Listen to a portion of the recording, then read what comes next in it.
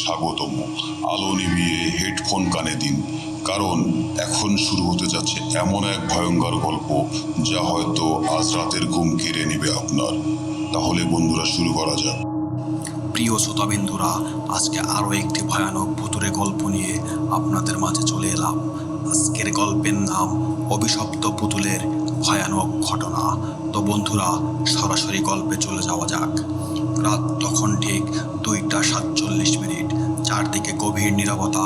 হঠাৎ একটি শিশুর হাসির শব্দ ভেসে এলো, কিন্তু আশ্চর্যের বিষয়, বাড়িতে কোনো শিশু ছিল না, শুধু একটি পুরনো কাঠের পুতুল, যেটিকে সবাই অনেক আগেই আগুনে পুড়িয়ে ফেলেছে বলে বিশ্বাস করত। তাহলে হাসিটা কোথা থেকে এলো? আজকের ঘটনাটি পাঠিয়েছেন কুমিল্লার একজন শ্রোতা। নিজের পরিচয় গোপন রাখার অনুরোধ করেছেন। তিনি শুধু লিখেছেন, আমি আজও কোনো পুতুল ঘরে রাখতে পারি না, কারণ আমি জানি কিছু পুতুল খেলনা নয়। চলুন শুরু করি আজকের ভয়ঙ্কর ঘটনা, অভিশপ্ত পুতুলের ভয়ানক ঘটনা। আমার নাম সায়েম। ঘটনাটি ঘটে 2021 সালের শীতকালে। তখন আমি একটি পুরনো আসবাবপত্রের দোকানে কাজ করতাম। আমাদের দোকানের মানুষ পুরনো জিনিস বিক্রি করত, কেউ পুরনো ঘড়ি, কেউ ছবি, কেউ আলমারি। একদিন দুপুরে একজন বৃদ্ধ দোকানে এলেন। তার হাতে ছিল একটি পুরনো কাঠের বাক্স। বাক্সটি কালো কাপড়ে মোড়ানো। তিনি বাক্সটি কাউন্টারের ওপর রেখে বললেন, এটা বিক্রি করতে চাই। আমি বাক্স খুলতেই ভেতরে একটি সুন্দর মেয়ের পুতুল, সাদা পোশাক, নীল চোখ, লম্বা কালো চুল, দেখতে একেবারে নতুনের মতো। কিন্তু পুতুলটির মুখে অদ্ভুত এক বিষণ্ণ হাসি। আমি দাম বলতে যাব, ঠিক তখনই বৃদ্ধ আমার হাত শক্ত করে ধরে বললেন, যে কিনবে তাকে সাবধান করে দিও। আমি অবাক হয়ে জিজ্ঞাসা করলাম, কেন? বৃদ্ধ ধীরে ধীরে বললেন, ওকে কখনো রাত 12টার পর একা রেখে যেও না। এই কথা বলেই তিনি দোকান থেকে বেরিয়ে গেলেন। সেদিন সন্ধ্যায় দোকানের মালিক সিদ্ধান্ত নিলেন পুতুলটি দোকানের শোকেজে রাখা হবে, কারণ এটি খুব দামি অ্যান্টিক মনে হচ্ছে। রাত 10টার দিকে সবাই চলে গেল। দোকান বন্ধ করার দায়িত্ব ছিল আমার। সব লাইট বন্ধ করে দরজায় তালা দিতে যাব, ঠিক তখনই পেছন থেকে খুব আস্তে টিং টিং ঘন্টার মতো শব্দ। আমি ফিরে তাকালাম, কেউ নেই, শুধু শোকেজের ভেতরে রাখা পুতুলটি। আমি আবার দরজার দিকে এগোলাম। হঠাৎ আমার মনে হলো কেউ যেন আমাকে দেখছে। আমি আবার পেছনে তাকালাম। এবার আমার বুক কেঁপে উঠল। কিছুক্ষণ আগের পুতুলটি ছিল মুখ সামনের দিকে, এখন তার মাথা ধীরে ধীরে আমার দিকেই ঘুরে আসছে। আমি নিজেই বুঝলাম হয়তো ভুল দেখছি। পরের দিন সকালে দোকানে এসে দেখি শোকেজের কাজ ভেতর থেকে ভাঙা, কিন্তু দোকানের কোনো জিনিস চুরি হয়নি, শুধু পুতুলটি নেই। আমি আর মালিক পুরো দোকান খুঁজেও সেটিকে পেলাম না। ঠিক তখনই দোকানের স্টোর রুম থেকে একটি শিশুর কণ্ঠ ভেসে এলো, আমার সঙ্গে খেলবে? আমরা দুজনে দৌড়ে ভেতরে গেলাম। স্টোর রুমের কোণে ধুলোমাখা একটি চেয়ারের ওপর সেই পুতুলটি বসে আছে, কিন্তু এবার তার দুই চোখ পুরোপুরি খোলা, আর তার ঠোঁটের কোণে লাল রঙের মতো কিছু লেগে আছে। মালিক বললেন, এটা নিশ্চয়ই কেউ মজা করছে। তিনি পুতুলটি তুলে আবার শোকেজে রেখে দিলেন। কিন্তু সেদিন রাতেই দোকানের সিসিটিভি ধরা পড়ল এমন একটি দৃশ্য যা দেখে পুলিশ পর্যন্ত তদন্ত করতে অস্বীকার করেছিল। ভিডিওতে দেখা গেল রাত ঠিক 3:13 শোকেজের ভেতর থাকা পুতুলটি ধীরে ধীরে নিজের চোখ খুলল। তারপর সে নিজের শোকেজের দরজা খুলে বাইরে বেরিয়ে এলো। কিন্তু ভিডিওটির সবচেয়ে ভয়ঙ্কর অংশ তখনও বাকি ছিল। পুতুলটি ক্যামেরার সামনে এসে দাঁড়ালো, ধীরে ধীরে মাথা তুলল আর সরাসরি ক্যামেরার দিকে তাকিয়ে হাসলো। এরপর সিসিটিভির সব স্ক্রিন একসঙ্গে কালো হয়ে গেল। পরদিন সকালে আমরা ভিডিওটির শেষ 15 সেকেন্ড খুঁজেও পাইনি। আর সেই দিন থেকেই আমার জীবনের সবচেয়ে ভয়ঙ্কর অধ্যায় শুরু হলো। পরদিন সকাল, দোকানের সবাই সিসিটিভির ফুটেজ দেখছিল। ভিডিওটি সব কিছু স্বাভাবিক। রাত 3:13 পর্যন্ত। তারপর পুতুলটি ধীরে ধীরে মাথা ঘুরিয়ে ক্যামেরার দিকে তাকালো, একটি অস্বাভাবিক হাসি দিল। এরপর স্ক্রিন পুরো কালো। ভিডিও শেষ, কিন্তু টাইমলাইনে আরও 17 সেকেন্ড ছিল। সেই 17 সেকেন্ড শুধু কালো পর্দা, কোনো শব্দ নেই, কোনো ছবি নেই। মনে হচ্ছিল কেউ ইচ্ছে করেই ভিডিওটির শেষ অংশ মুছে দিয়েছে। দোকানের মালিক বললেন ক্যামেরা নষ্ট হয়েছে, কিন্তু আমার বিশ্বাস হচ্ছিল না। আমি ভিডিওটি একটি কম্পিউটার সার্ভিসের সেন্টারে নিয়ে গেলাম, যেখানে থাকা একজন টেকনিশিয়ান বললেন এটা পুরো মুছে যায়নি, চেষ্টা করলে কিছু অংশ ফিরিয়ে আনা যেতে পারে। 2 ঘন্টা পর ভিডিওর শেষ 17 সেকেন্ড ফিরে এলো। আমরা 4 জন মিলে ভিডিওটি চালু করলাম। প্রথম কয়েক সেকেন্ড সব অন্ধকার, তারপর ধীরে ধীরে একটি মুখ দেখা গেল। সেটা পুতুলের নয়, একটি ছোট্ট মেয়ের, বয়স হয়তো 8 বা 9 বছর। সে ক্যামেরার একদম কাছে দাঁড়িয়ে, তার চোখ দিয়ে কালো পানি ঝরছে। সে খুব আস্তে ঠোঁট নাড়ালো, কিন্তু কোনো শব্দ নেই। ভিডিওর শেষ 2 সেকেন্ডে মেয়েটি হঠাৎ আঙ্গুল তুলে ক্যামেরার পেছনের দিকে দেখালো। আবার আমরা সবাই একসঙ্গে ঘুরে তাকালাম, কেউ নেই। কিন্তু টেকনিশিয়ান হঠাৎ ভয়ে চিৎকার করে উঠলেন। তিনি কাঁপতে কাঁপতে বললেন, ওই ওই পুতুলটা। আমি তাকিয়ে দেখি সার্ভিস সেন্টারের দরজার পাশে সেই একই পুতুল দাঁড়িয়ে আছে। সে তো দোকানে থাকার কথা। আমরা দৌড়ে বাইরে বেরিয়ে এলাম, আবার ভেতরে ঢুকে দেখি পুতুলটি নেই। সেদিন রাতে আমি পুতুলটিকে দোকানের স্টোর রুমে তালাবদ্ধ করে রাখলাম। দরজাটি ছিল 3টি তালা, জানালার লোহার গ্রিল। আমি নিজেও নিশ্চিত হয়ে বাড়ি ফিরলাম। রাত প্রায় 2টা। হঠাৎ আমার মোবাইলে একটি ভিডিও কল এলো, অচেনা নম্বর। আমি রিসিভ করতেই কোনো মানুষ নয়, স্ক্রিনে দেখা গেল দোকানের স্টোর রুম। আমি হতবাক। ক্যামেরা ধীরে ধীরে পুতুলটির দিকে এগিয়ে আসছে, কিন্তু দোকানের তো কোনো ক্যামেরাই নেই। তারপর পুতুলটি নিজে থেকেই মাথা তুলল।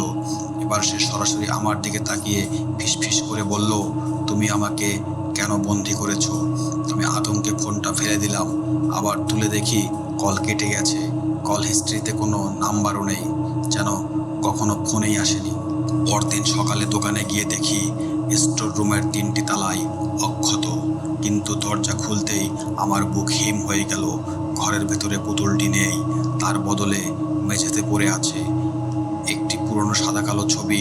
ছবিতে একটি পরিবার, বাবা, মা, আর মাঝখানে দাঁড়িয়ে একটি ছোট্ট মেয়ে। মেয়েটির হাতে সেই একই পুতুল। ছবিটি পেছনে থাকা কাপা হাতে লেখা, যেদিন ওর জন্মদিনে পুতুলটা আনা হয়েছিল সেদিন থেকেই আমাদের বাড়িতে মৃত্যু শুরু হয়। আমি ছবিটি হাতে নিয়ে দাঁড়িয়ে আছি, ঠিক তখনই আমার পেছন থেকে খুব ধীরে একটি শিশুর হাসির শব্দ ভেসে এলো। আমি ঘুরে দাঁড়াতেই দোকানের কাচের সামনে সেই পুতুলটি দাঁড়িয়ে, কিন্তু এবার তার পাশে দাঁড়িয়ে আছে ভিডিওতে দেখা সেই ছোট্ট মেয়েটি। আর সে ধীরে ধীরে আমার দিকে হাত বাড়িয়ে দিল। আমার আসল গল্পটা শুনবে? আমার বুকের ধুকপুকানি যেন পুরো দোকান জুড়ে শোনা যাচ্ছিল। দোকানের কাচের উপরে ছোট্ট মেয়েটি দাঁড়িয়ে আছে, তার ডান হাতে সেই অভিশপ্ত পুতুল, আর বাম হাত দিয়ে সে আমাকে কাছে ডাকছে। আমি দরজার দিকে এগোতেই ঠাস, দোকানের সব লাইট একসঙ্গে নিভে গেল। চারদিকে শুধু অন্ধকার। কয়েক সেকেন্ড পর জরুরি আলো জ্বলে উঠল। আমি কাচের বাইরে তাকালাম, কেউ নেই, না মেয়েটি না পুতুলটি, শুধু ভেজা মেঝেতে ছোট ছোট কালি পায়ের ছাপ, যেগুলো দোকানের ভেতরেই চলে এসেছে। আমি পায়ের ছাপ অনুসরণ করতে গেলাম। ছাপগুলো আমাকে নিয়ে গেল দোকানের সবচেয়ে পুরনো অংশে, একটি কাঠের দরজার সামনে। এই ঘরটি বহু বছর ধরে বন্ধ, মালিকও খুব কমই এখানে আসতেন। দরজাটি খুলতেই একটা স্যাঁতস্যাঁত গন্ধ নাকে এলো। ঘরের চারদিকে পুরনো খেলনা, ভাঙা আয়না, কাঠের ঘোড়া আর শত শত পুতুল। বড় ছোট কাপড়ের, কাঠের, চীনামাটির সবগুলো পুতুল যেন আমার দিকেই তাকিয়ে আছে। আমার শরীর ঠান্ডা হয়ে গেল। হঠাৎ ঘরের এক কোণে রাখা একটি দোলনা নিজে থেকেই দুলতে শুরু করলো, কিচকিচ কিচকিচ করে। ধীরে, তারপর দ্রুত। আমি টর্চের আলো ফেললাম। দোলনার ওপর বসে আছে সেই অভিশপ্ত পুতুল, কিন্তু এবার তার চোখে বন্ধ। আমি সাহস করে কয়েক কদম এগোলাম। ঠিক তখন ওই পুতুলটি চোখ ধীরে ধীরে খুলে গেল। আমি নীল চোখ দুটি মুহূর্তের মধ্যে কালো হয়ে গেল। তারপর সে মাথা কাত করে আমার দিকে তাকিয়েই রইল। আমি পেছনে যেতে যাব, ঠিক তখনই আমার কানের কাছে খুব আস্তে একটি কণ্ঠ ভেসে এলো, ভয় পেও না। আমি ঘুরে দাঁড়ালাম। আমার পেছনে দাঁড়িয়ে সেই ছোট্ট মেয়েটি, কিন্তু এবার তার চেহারায় কোনো ভয় নেই। সে শান্ত গলায় বলল, আমার নাম মীরা, ওটা আমার পুতুল। আমি জিজ্ঞেস করলাম, তুমি মানুষ? মেয়েটি কিছুক্ষণ চুপ করে থাকলো, তারপর মৃদু হেসে বলল, আমি অনেক বছর আগেই মারা গেছি। মেয়েটি ধীরে ধীরে তার গল্প বলতে শুরু করলো। প্রায় 30 বছর আগে তার বাবা বিদেশ থেকে এই পুতুলটি জন্মদিনের উপহার হিসেবে নিয়ে আসেন। প্রথম কয়েকদিন সবকিছু স্বাভাবিক ছিল, কিন্তু এক রাতে মীরা ঘুম থেকে উঠে দেখে পুতুলটি তার বিছানার পাশে দাঁড়িয়ে আছে। সে ভেবেছিল স্বপ্নে দেখেছে। পরদিন সকালে পুতুলটি আবার আগের জায়গায়। এরপর প্রতিদিন রাতে পুতুলটি ঘরের অন্য জায়গায় দেখা যেতে লাগলো। কেউ বিশ্বাস করতো না। একদিন মীরা তার বাবাকে বলল, পুতুলটি রাতে হাঁটে। তার বাবা হেসে উড়িয়ে দিলেন। কিন্তু সেই রাতেই বাড়ির একজন কাজের লোক নিখোঁজ হয়ে যায়। এরপর থেকে প্রতি মাসে একজন করে মানুষ হারিয়ে যেতে থাকে। কোনো লাশ পাওয়া যায় না, কোনো চিহ্নও না, শুধু প্রতিবার সকালে দেখা যেত পুতুলটির ঠোঁট লাল রঙের নতুন দাগ। গ্রামের লোকেরা বাড়িটিকে অভিশপ্ত ঘোষণা করে। একজন ওঝা ডাকে আনা হয়। ওঝা পুতুলটি দেখে একটি কথা বলেছিলেন, এটা খেলনা নয়, এটা একটা কারাগার। কেউ একজন বহু বছর আগে নিজের অশুভ শক্তিকে এই পুতুলের ভেতর বন্দি করেছিল। কিন্তু বন্দি শক্তি ধীরে ধীরে নিজের জন্য নতুন আত্মা সংগ্রহ করছে। আমি কাঁপা গলায় জিজ্ঞেস করলাম, তাহলে তুমি? মীরা মাথা নিচু করে বলল, আমি ওর প্রথম শিকার। আমি শেষও নই, আমি শুধু ওর ভেতর বন্দি হয়ে গেছি। এই কথা বলেই সে ধীরে ধীরে অদৃশ্য হয়ে লাগলো। অদৃশ্য হওয়ার আগে সে শুধু একটি কথা বলল, পূর্ণিমার রাতের আগে পুতুলটাকে থামাও, নইলে এই নতুন একজনকে বেছে নেবে। ঠিক তখনই ঘরের সব পুতুল একসঙ্গে ধীরে ধীরে আমার দিকে মাথা ঘুরিয়ে তাকালো, আর সঙ্গে সঙ্গে তাদের ঠোঁট নড়তে শুরু করলো। কিন্তু শত শত কণ্ঠ মিলেও শুধু একটি কথাই শোনা গেল, আজ রাতেই তোমার পালা। ঘরের দরজাটি প্রচণ্ড শব্দে বন্ধ হয়ে গেল। চারপাশে অন্ধকার নেমে এলো, আর সেই অন্ধকারের মাঝখানে অভিশপ্ত পুতুলটি ধীরে ধীরে আমার দিকে হাঁটতে শুরু করলো। দরজাটা বন্ধ হওয়ার সঙ্গে সঙ্গে পুরো ঘর কেঁপে উঠল। চারদিকে রাখা শত শত পুতুল একসঙ্গে আমার দিকে তাকিয়ে আছে। তাদের চোখে কোনো প্রাণ নেই, তবুও মনে হচ্ছিল তারা সবাই নিঃশ্বাস নিচ্ছে। আমি দৌড়ে দরজার কাছে গেলাম, জোরে ধাক্কা দিলাম, কিন্তু দরজা এক চুলও নড়ল না। ঠিক তখনই আমার পেছন থেকে খুব ধীরে টাপ টাপ টাপ টাপ ছোট ছোট পায়ের শব্দ। আমি ঘুরে দাঁড়াতেই সেই অভিশপ্ত পুতুলটি আর আগের জায়গায় নেই। সে এখন আমার থেকে মাত্র কয়েক হাত দূরে। তার ঠোঁটের কোণে আগের চেয়ে বড় গাঢ় লাল দাগ, আর তার ডান হাতে একটি ছোট্ট মরিচা ধরা কাঁচি। হঠাৎ ঘরের সব আয়না নিজে থেকেই কাঁপতে শুরু করলো। একটির পর একটি আয়না ভেঙে পড়ছে। ভাঙা কাচের প্রতিটি টুকরোয় আমি নিজের মুখ দেখলাম, কিন্তু প্রতিটি মুখের পেছনে দাঁড়িয়ে আছে সেই পুতুল। আমি দ্রুত চোখ বন্ধ করলাম, আবার খুলতেই সব স্বাভাবিক, কিন্তু মেঝেতে থাকা কাচের টুকরোগুলো দিয়ে লাল রঙের মতো কিছু গড়িয়ে যাচ্ছে। রক্ত না, ওটা ছিল গাঢ় কালো তরল। ঠিক তখনই মীরার কণ্ঠ আবার শোনা গেল, ওর চোখের দিকেও তাকিও না। আমি সঙ্গে সঙ্গে মুখ ফিরিয়ে নিলাম, কিন্তু এক মুহূর্তের জন্য দেরি হয়ে গেছে। পুতুলটি নীল চোখ দুটো হঠাৎ ঘূর্ণির মতো ঘুরতে শুরু করলো। আমার মাথা ঝিমঝিম করতে লাগলো, চারপাশ অন্ধকার হয়ে গেল। কিছুক্ষণ পর যখন চোখ খুললাম, আমি আর দোকানে নেই। আমি দাঁড়িয়ে আছি একটি পুরনো প্রাসাদের ভেতরে। চারদিকে মোমবাতি জ্বলছে, দেয়ালে অদ্ভুত সব প্রতীক আঁকা। ঘরের মাঝখানে একজন কালো পোশাক পরা বৃদ্ধ বসে আছে, তার সামনে সেই একই পুতুল। বৃদ্ধটি ধীরে ধীরে বলল, 100 বছর আগে আমি মৃত্যুকে হারাতে চেয়েছিলাম, তাই নিজের আত্মার একটি অংশ এই পুতুলের ভেতরে বন্দি করি। কিন্তু অশুভ শক্তির সঙ্গে করা চুক্তি মূল্য আমি দিতে পারিনি। তারপর সে আমার দিকে তাকিয়ে বলল, এখন আমার শক্তি টিকে থাকার জন্য নতুন আত্মা দরকার। আমি বুঝতে পারলাম এটা কোনো স্বপ্ন নয়, আমি পুতুলটির স্মৃতির ভেতর চলে এসেছি। ঠিক তখনই একটি ছোট্ট মেয়ে দৌড়ে ঘরে ঢুকলো। সে মীরা। বৃদ্ধটি তাকে পুতুলটির উপর উপহার দিল। আমি চিৎকার করে বলতে চাইলাম, নেও না, কিন্তু আমার মুখ থেকে কোনো শব্দ বের হলো না। আমি শুধু দেখলাম মীরা হাসি মুখে পুতুলটি বুকে জড়িয়ে ধরলো, আর সেই মুহূর্তেই পুতুলটির চোখ ধীরে ধীরে খুলে গেল। হঠাৎ সবকিছু অন্ধকার হয়ে গেল। আমি ফিরে এলাম দোকানের সেই পুরনো ঘরে, কিন্তু এবার আমি একা নই। ঘরের চারপাশে দাঁড়িয়ে আছে 10, 20, 30 অসংখ্য শিশু। তাদের প্রত্যেকের হাতে এরকম পুতুল। আর সবার চোখ সম্পূর্ণ কালো। তারা একসঙ্গে খুব আস্তে বলল, আমাদের বাঁচাও। ঠিক তখনই অভিশপ্ত পুতুলটি আমার কাঁধে উঠে বসলো আর ঠান্ডা হাতে আমার গলায় ছুঁয়ে গেল। আর সেই প্রথমবারের মতো পরিষ্কার কণ্ঠে ফিসফিস করে বলল, আজ রাত শেষ হওয়ার আগেই তুমিও আমার সংগ্রহে যোগ দেবে। এরপর ঘরের সব আলো একসঙ্গে নিভে গেল, আর অন্ধকারের ভেতর একটি শিশুর হাসি বারবার প্রতিধ্বনিত হতে লাগলো।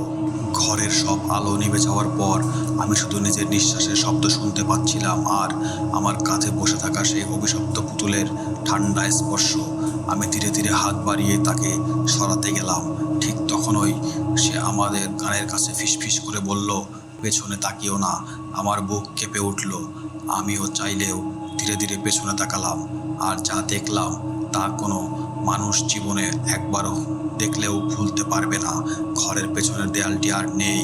সব জায়গায় তৈরি হয়েছে একটি লম্বা করিডর। দুই পাশে শত শত পুতুল, সবগুলো কাচের বাক্সে বন্দি, কিন্তু প্রতিটি পুতুলের ভেতর একটি মানুষের মুখ দেখা যাচ্ছে। কেউ দেখছে, কেউ কাঁদছে, কেউ সাহায্য চাইছে, কেউ শুধু তাকিয়ে আছে। আমি বুঝতে পারলাম এগুলো সাধারণ পুতুল নয়, এগুলো বন্দি আত্মার কারাগার। হঠাৎ মীরা আমার কানের সামনে এসে দাঁড়ালো, কিন্তু এবার তার শরীর আগের চেয়ে আরো স্বচ্ছ। সে কাপা গলায় বলল, আমার সময় শেষ হয়ে যাচ্ছে। আমি বললাম, কি করলে তোমাদের মুক্তি হবে?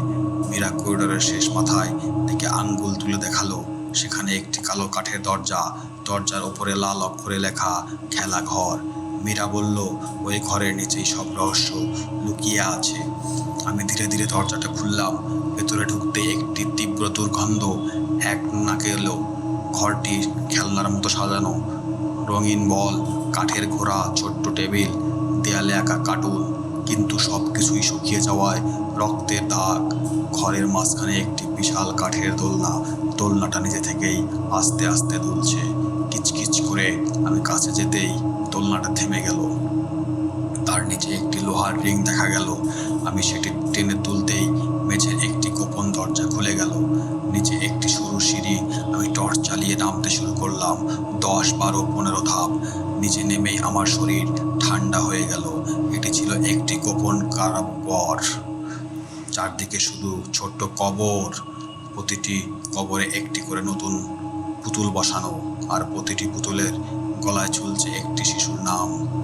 মীরা, রাফি, নীলা, সাব্বির, তানিয়া, এভাবে শত শত নাম। আমি স্তব্ধ দাঁড়িয়ে রইলাম। ঠিক তখনই ঘরের শেষ প্রান্ত থেকে কারো হাততালির শব্দ ভেসে এলো। আমি টর্চের আলো ফেলতেই দেখলাম সেই কালো পোশাকের বৃদ্ধ, কিন্তু এবার সে আর বৃদ্ধ নয়। তার শরীর অর্ধেক মানুষ, অর্ধেক কাঠের পুতুল পরিণত হয়েছে। তার মুখে বিকৃত হাসি। সে বলল, স্বাগতম আমার সংগ্রহশালায়। প্রতিটি পুতুলের ভেতর একটি করে আত্মাবন্দী, আর কখনো বড় হবে না, কখনো মরবেও না, চিরকাল আমার সঙ্গে খেলবে। আমি রাগে চিৎকার করে বললাম, তুমি মানুষ নও। সে হেসে বলল, আমি বহু আগেই মানুষ থেকে ছেড়ে দিয়েছি, এখন আমি শুধু পুতুলের কারিগর। এ কথা বলেই সে তার আঙ্গুল নাড়ালো। মুহূর্তের মধ্যে চারপাশের সব পুতুল একসঙ্গে চোখ খুলল। তারপর সবাই ধীরে ধীরে কবরের ওপর থেকে নেমে আমার দিকে হাঁটতে শুরু করলো। কিন্তু সবচেয়ে ভয়ঙ্কর দৃশ্য তখনও বাকি ছিল। আমার পেছন থেকে একটি ছোট্ট কণ্ঠ ভেসে এলো, দেখো, তোমার জন্যই একটা খালি কবর তৈরি করা হয়েছে। আমি ধীরে ধীরে ঘুরে দাঁড়ালাম আর দেখলাম একটি নতুন কবরের ওপর কাঠের ফলকে লেখা সায়েম। তার নিচে একটি একেবারে নতুন পুতুল, যার মুখ হুবাহু আমার মতো। আমার চোখ যেন স্থির হয়ে গেল। নতুন কবরটির সামনে দাঁড়িয়ে আছে একটি কাঠের পুতুল, তার মুখ একেবারে আমার মতো, একই চোখ, একই চুল, এমনকি আমার ডান গালের ছোট্ট তিলটাও রয়েছে। আমার হাত পা ঠান্ডা হয়ে গেল। আমি এক পা পিছিয়ে যেতেই পুতুলটি ঠিক একইভাবে এক পা পিছিয়ে গেল।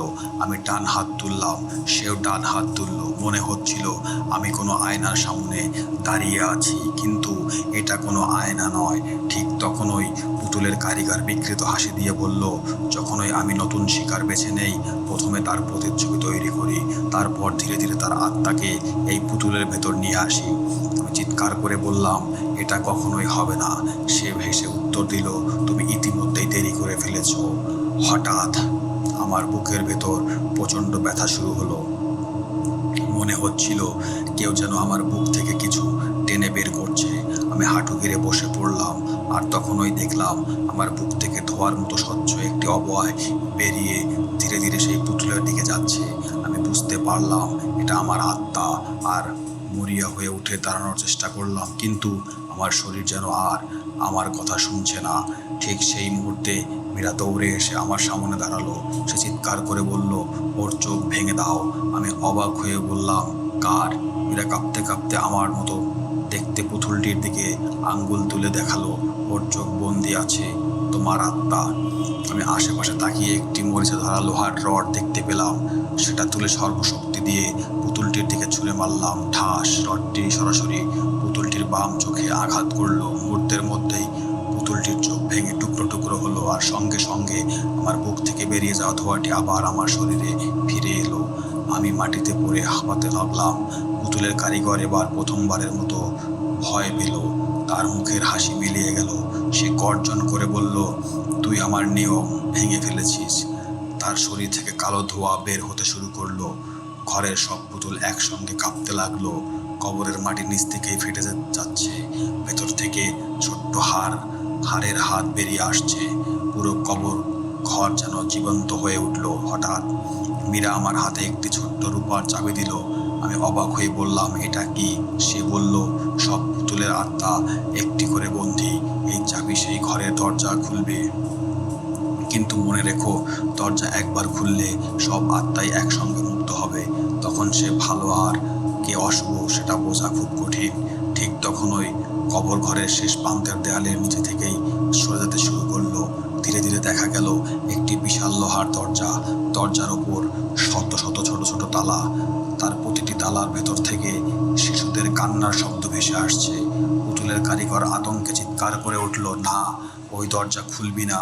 ওটা খুললে শুধু বন্দী আত্মারা নয়, আমার থেকেও ভয়ঙ্কর একজন জেগে উঠবে। আমি রূপার চাবিটা শক্ত করে ধরে দাঁড়িয়ে রইলাম। দরজার ওপাশ থেকে ধীরে ধীরে কেউ একজন ভেতর থেকে তালার হাত লাগলো। তারপর একটি কর্কশ শিশুকণ্ঠ ভেসে এলো, আমাকে মুক্তি দাও। আমি বুঝতে পারছিলাম না দরজার ওপাশে বন্দি যে আছে সে কি সত্যি নিরীহ, নাকি এই পুরো অভিশাপের আসল মালিক।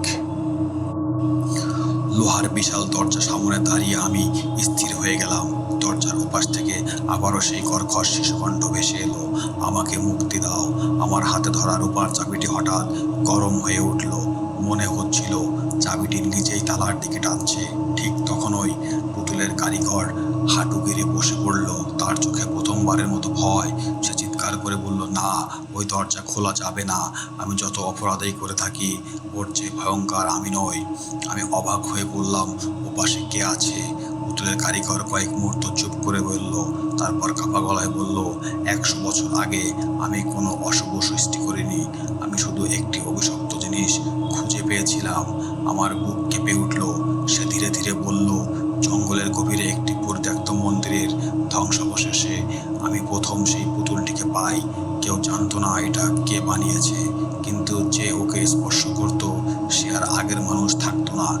ঠিক তখনই দরজায় ওপাশ থেকে ছোট্ট একটি হাসির শব্দ এলো। শব্দ শুনেই ঘরের সব পুতুল একসঙ্গে কাঁপতে শুরু করলো। তাদের চোখ দিয়ে কালো পানি পড়তে লাগলো। মীরা ভয়ে আমার হাতে চেপে ধরলো। সে কাঁদতে কাঁদতে বলল, ওকে বিশ্বাস করবেন না, ও কোনো শিশু নয়, ও এখনো মানুষই ছিল না। আমার কৌতূহল আরো বেড়ে গেল। আমি রূপার চাবিটি তালার কাছে নিতেই হঠাৎ পুরো ঘর অন্ধকার হয়ে গেল।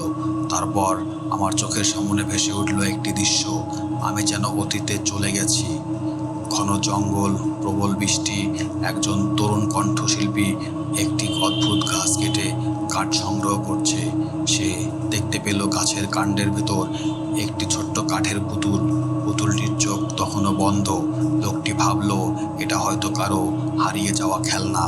সে সেটি বাড়িতে নিয়ে এলো। রাত কিন্তু তার স্ত্রী নিখোঁজ হয়ে গেল পরদিন, আর শিশুকন্যাটা উধাও। কয়েকদিন পর লোকটি জঙ্গলে মৃত অবস্থায় পাওয়া গেল, কিন্তু পুতুলটি আর কখনো পাওয়া যায়নি। দৃশ্যটি মিলিয়ে গেল। আমি আবার কবর ঘরে ফিরে এলাম। পুতুলের কারিগর বলল, আমি শুধু সেই পুতুলকে লুকিয়ে রাখতে চেয়েছিলাম, কিন্তু যতবার ওকে বন্দি করছি ততবার ও নতুন কাউকে ব্যবহার করছে। শেষ পর্যন্ত আমাকেও নিজের দাস বানিয়ে ফেলেছে। হঠাৎ লোহার দরজার ভেতর থেকে প্রচণ্ড আঘাত পড়ল, ধাম ধাম ধাম ধাম করে। একটির পর একটি তালা নিজে থেকেই খুলে পড়তে লাগলো। আমি তো চাবি ব্যবহারই করিনি। মীরা আতঙ্কে চিৎকার করে উঠল, ও নিজেই বেরিয়ে আসছে। পরের মুহূর্তে দরজার নিচের ভাগ দিয়ে একটি ছোট্ট কাঠের হাত ধীরে ধীরে বাইরে বেরিয়ে এলো। হাতটি মানুষের নয়, আঙ্গুলগুলো স্বাভাবিক লম্বা, নখগুলো কালো। তারপর এক জোড়া জলজল চোখে অন্ধকারের ভেতর থেকে দেখা গেল। কিন্তু সবচেয়ে ভয়ঙ্কর বিষয় ছিল ওই মুখটি পুতুলের মতো নয়, ওটা একটি ছোট্ট শিশুর মুখ। আর সে আমাকে দেখে ধীরে ধীরে হাসলো। তারপর বলল, আমি কখনোই পুতুল ছিলাম না, মানুষ আমাকে পুতুল বানিয়েছে। ঠিক সেই মুহূর্তে লোহার দরজাটা প্রচণ্ড শব্দে ভেঙে পড়ল। ঘরের সব পুতুল একসঙ্গে চিৎকার করে উঠল, আর সেই অন্ধকারের ভেতর থেকে একটি ক্ষুদ্র অবয়ব ধীরে ধীরে আমার দিকে হাঁটতে শুরু করলো।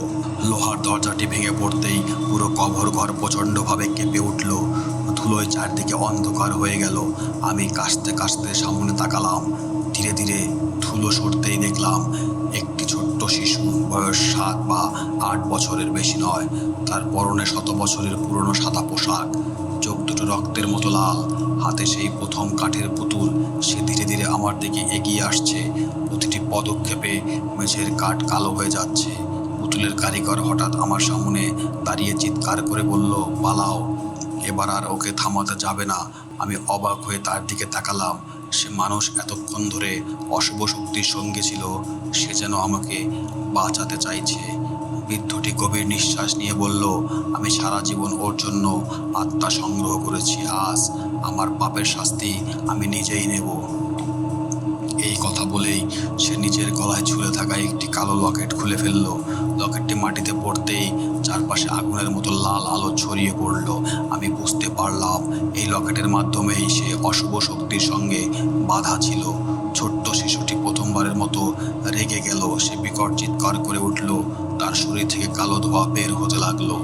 ঘরের সব পুতুল একসঙ্গে ভেঙে পড়তে শুরু করলো।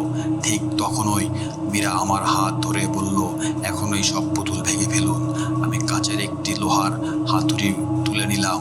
একটার পর একটা পুতুল ভাঙতে শুরু করলাম। ঠ্যাস! পুতুল ভাঙতেই একটি সাদা আলোর গোলা আকাশে উঠে তলিয়ে গেল। ঠাস! দ্বিতীয়টি ভাঙতেই একটি শিশুর হাসির শব্দ এলো। আমি থামলাম না। একটার পর একটা 10টা, 20টা, 50টি, শত শত পুতুল ভেঙে যেতে লাগলো। প্রতিটি পুতুল ভাঙার সঙ্গে সঙ্গে একটি করে বন্দি আত্মা মুক্তি পাচ্ছিল। ছোট্ট শিশুটি এবার প্রচণ্ড রেগে গিয়ে আমার ওপর ঝাঁপিয়ে পড়ল। কিন্তু ঠিক সেই মুহূর্তে মুক্তি পাওয়া শত শত আত্মা একসঙ্গে তাকে ঘিরে ধরল। মীরা আরও অসংখ্য শিশু সবাই তার চারপাশে দাঁড়িয়ে গেল। আর কেউ কোনো কথা বলল না। শুধু তাদের চারপাশ থেকে সাদা আলো বের হতে লাগলো। কালো ধোঁয়া ধীরে ধীরে ছোট্ট হতে লাগলো। শিশুটির লাল চোখ নিভে গেল। তার মুখ প্রথমবারের মতো শান্তির ছাপ ফুটে উঠল। সে খুব আস্তে বলল, আমি আর একা থাকতে চাই না। মীরা এগিয়ে গিয়ে তার হাত ধরল। মৃদু হেসে বলল, চলো এবার সবাই একসঙ্গে যাই। পরের মুহূর্তের তারা সবাই সাদা আলোয় ঝলকে অদৃশ্য হয়ে গেল। পুরো কবরঘর ধীরে ধীরে ভেঙে পড়তে শুরু করলো। আমি আর পুতুলের কারিগর দৌড়ে বাইরে বেরিয়ে এলাম। পেছনে তাকিয়ে দেখি পুরনো দোকানটি আগুনে জ্বলছে। কয়েক মিনিটের মধ্যেই সব কিছু ধ্বংসস্তূপে পরিণত হলো।